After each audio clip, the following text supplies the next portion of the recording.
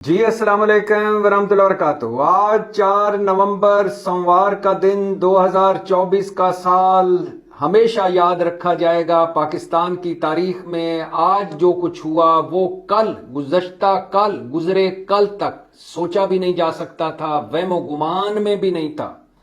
آج بڑی بڑی قانون سازیاں ہو گئی ہیں اور صرف 40 منٹ میں قومی اسمبلی کے ہنگامہ خیز اجلاس 40 منٹ کے اجلاس میں بڑی بڑی قانون سازیاں ہو گئیں اور وہ قانون سازیاں بعد میں سینٹ نے بھی منظور کر لیں۔ مطلب آج 4 نومبر کو سوموار کے دن 2024 کے سال میں پیپلز پارٹی اور مسلم لیگ نون کی حکومت نے قومی اسمبلی اور سینٹ سے قانون سازیاں جو منظور کروائی ہیں، ان کے مطابق army chief, air chief, naval chief کے عہدے کی مدت 5 سال کر دی گئی ہے، جو پہلے 3 سال تھی۔ اور آگے بھی سنیے، 5 سال مثال کے طور پہ آرمی چیف 5 سال مکمل ہونے کے بعد دوبارہ 5 سال کے لیے تعینات ہو سکتے ہیں، اور جب دوبارہ 5 سال مکمل ہوں گے تو اس کے بعد 5 سال کی ایکسٹینشن بھی ہو سکتی ہے۔ جی ہاں، اگر اس کو اس طرح کریں کہ اگر آرمی چیف 5 سال کے لیے اب مقرر ہوا کریں گے، جو بھی آرمی چیف آئے گا وہ 5 سال کے لیے مقرر ہوگا۔ اگر 5 سال مکمل ہو جاتے ہیں تو ان کی دوبارہ تقرری بھی ہو سکتی ہے، مطلب مزید 5 سال، اور جب وہ 5 سال مکمل ہوں گے تو مزید 5 سال کی ایکسٹینشن بھی ہو سکتی ہے۔ مطلب ایک آرمی چیف 15 سال تک آرمی چیف رہ سکتا ہے۔ اور اس قانون سازی میں 2019 میں عمران خان حکومت نے جو آرمی چیف کی عمر کی حد 64 سال رکھی تھی، وہ 64 سال عمر کی حد ختم کر دی گئی ہے۔ مطلب اب آرمی چیف 65 سال کا بھی ہو سکتا ہے، 70 سال کا بھی ہو سکتا ہے، 75 سال کا بھی ہو سکتا ہے۔ واضح رہے، عمران خان حکومت میں آرمی چیف کو ایکسٹینشن دینے اور دوبارہ تعیناتی کی قانون سازی کی تھی، اور اس قانون سازی میں آرمی چیف کی عمر کی حد 64 سال کی تھی۔ مطلب جب آرمی چیف 64 سال کا ہوگا تو وہ خود بخود ریٹائر ہو جائے گا۔ اب یہ عمر کی حد جو 64 سال تھی یہ ختم کر دی گئی ہے۔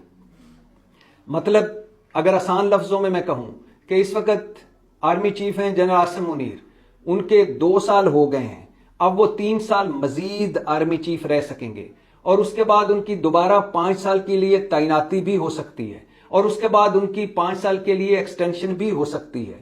مطلب اگر وہ آرمی چیف رہنا چاہیں گے، حکومت ان کو رکھنا چاہے گی، تو 2037 تک وہ آرمی چیف رہ سکتے ہیں۔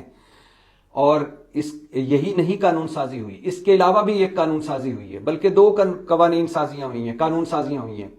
ایک، سپریم کورٹ میں ججوں کی تعداد 17 سے 34 کر دی گئی ہے، اور اسلام آباد ہائی کورٹ کے ججوں کی تعداد 9 سے 12 کر دی گئی ہے۔ اور ایک اگلی آئینی ترمیم یا اگلی قانون سازی بھی ہونے جا رہی ہے۔ قانون سازی زیادہ مناسب لفظ ہوگا، آئینی ترمیم تو اس کو نہیں کہا جا سکتا۔ اگلی قانون سازی بھی ہونے جا رہی ہے، اس کے مطابق اینٹی ٹیررزم ایکٹ 1997 میں ترمیم بھی آنے والی ہے، جس کے تحت کسی بھی شخص کو شک کی بنیاد پر، شک یہ ہے کہ یہ شخص دہشت گردی کر سکتا ہے، یہ ملکی مفاد کے خلاف کوئی کام کر سکتا ہے، یہ ریاست کے خلاف ہو سکتا ہے، اس شک کی بنیاد پر کسی بھی شخص کو 3 ماہ کے لیے زیر حراست رکھا جا سکتا ہے، اور ان 3 ماہ کی حراست کو کسی عدالت میں بھی چیلنج نہیں کیا جا سکتا۔ اور اگر حکومت چاہے گی، عدالت چاہے گی، انسداد دہشت گردی ایکٹ کے تحت ان 3 ماہ کو 6 ماہ میں بھی بڑھایا جا سکتا ہے۔ ہاں، 6 ماہ، جب 3 ماہ مکمل ہوں گے تو باقی اگلے 3 ماہ کی عدالت سے منظوری لینا پڑے گی۔ تو ایک بار پھر بتا دوں کہ پاکستان میں اب قانون سازی ہو چکی ہے، قومی اسمبلی نے منظور کر لی ہے قانون سازی، سینٹ نے منظور کر لی ہے۔ آرمی چیف، ایئر چیف اور نیول چیف کی عہدے کی مدت 5 سال کر دی گئی، سپریم کورٹ کے ججوں کی تعداد 34 کر دی گئی، اسلام آباد ہائی کورٹ کے ججوں کی تعداد 9 سے 12 کر دی گئی ہے۔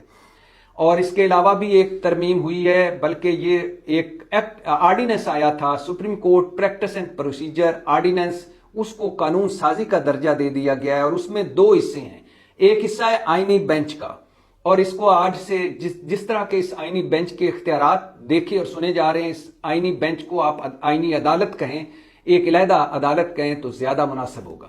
اس supreme court practice and procedure ترمیم جو ہے، ایکٹ میں ترمیم آئی ہے، اس کے مطابق سپریم کورٹ کی بے اختیار سپریم کورٹ کی، جس کے اب چیف جسٹس یحییٰ آفریدی جنہیں حکومت نے لگایا، پارلیمانی کمیٹی نے لگایا ہے، بے اختیار سپریم کورٹ کی پریکٹس اینڈ پروسیجر کمیٹی میں 3 رکن ہوں گے، جسٹس یحییٰ آفریدی جو چیف جسٹس ہیں، منصور علی شاہ صاحب جو سینئر جج ہیں، اور منیب اختر صاحب جو ان کے بعد سینئر جج ہیں۔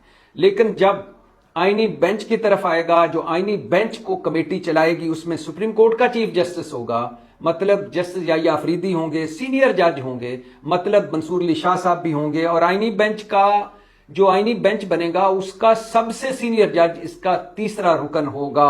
مطلب supreme court practice and procedure committee میں جسٹس منیب ہوں گے، اور آئینی بینچ والی کمیٹی میں جسٹس منیب کی جگہ سپریم کورٹ کا سینئر ترین جج ہوگا۔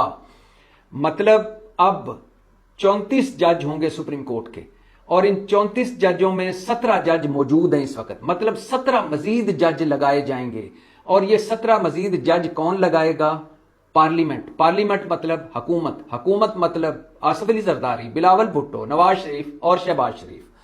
کس جج نے سپریم کورٹ میں لگنا ہے یہ پارلیمنٹ اور حکومت طے کرے گی، کس جج نے آئینی بینچ میں لگنا ہے یہ پارلیمنٹ اور حکومت طے کرے گی، یہ جوڈیشل کمیشن طے کرے گا، اور جوڈیشل کمیشن میں اکثریت کس کی ہے؟ حکومت کی۔ چیف جسٹس پارلیمانی کمیٹی لگائے گی، جیسا کہ چیف جسٹس یحییٰ آفریدی کو لگایا، اور پارلیمانی کمیٹی میں 2/3 اکثریت کس کی ہے؟ حکومت کی۔